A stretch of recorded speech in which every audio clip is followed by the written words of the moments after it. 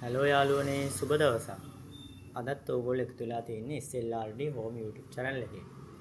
අද අපි ආවා කැලණියට. ඉතින් මේ බලන්න මේ කට්ටිය මේ කැලණි පන්සලේ පුදුබිම කොච්චර ලස්සනට තියාගන්නවද කියලා. දැන් අපි ඔහොම ඉස්සරහට යමු. මේ තමයි කැලණි පන්සල.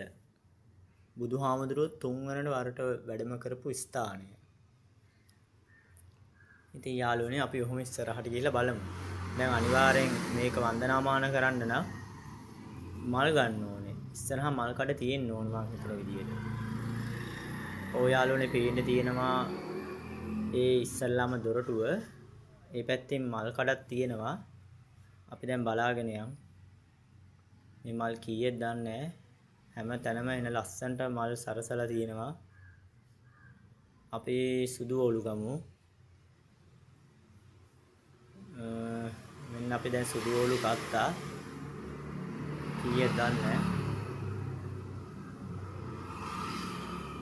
සුදු ඔලු 5ක් 200යි. දැන් අපි ඒකත් අරන් යනවා.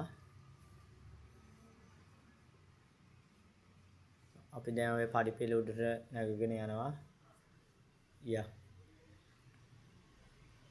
මෙතනින් පාවම් ගලවා ඇතුල්වන්න කියලා දාලා තියෙනවා.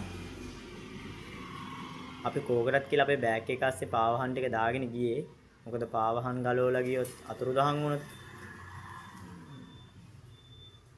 බලන්න මේක ඇතුලේ කොච්චර නිශ්ශබ්දද කියලා. හරිම ලස්සන තරම්. හැම පැත්තෙම සිටුවා. චන්ද්‍රමාසයට මේකේ ගොඩක් අමුතු දේවල් සිද්ධ වෙනවා කියලා තියෙනවා. අපි දැන් යන්නේ බුදුහාමුදුරුවෝ ස්නානය කරපු තැනට. අපි ඉස්සරහට ඔහොම යමු.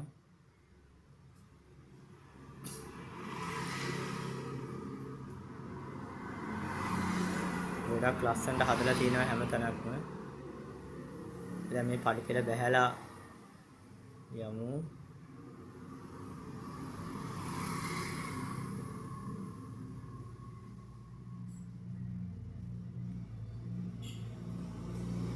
මෙන්න මෙතනින් තමයි දැන් ඇතුල් වෙන්නේ. හැබැයි යාළුවනේ නයි ඉන්නවා කියලාත් කියනවා. නයි මේකෙන් එනවා කියලාත් කියනවා. මේක මේ ගඳ පුදා ගන්න.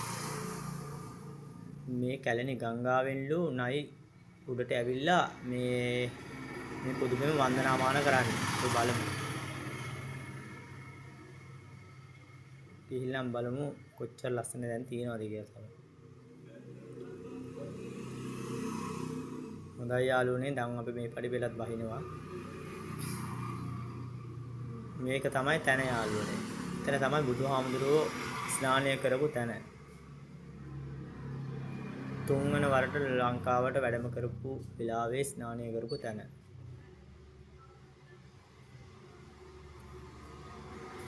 ඉතින් යාළුවනේ දැන් මම මේ වීඩියෝ එකත් එක්ක අවසන් කරනවා.